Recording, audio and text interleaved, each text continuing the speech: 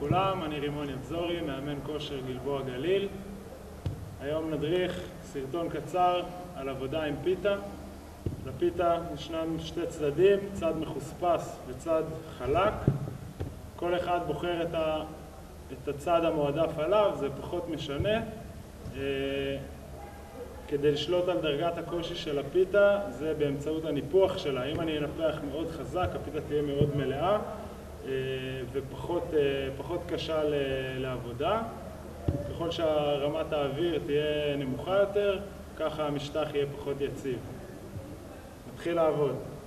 שמים את הפיתה, אני ממליץ לעבוד יחפים, אבל אפשר כמובן גם עם נעל, פשוט רמת הקושי היא קלה יותר.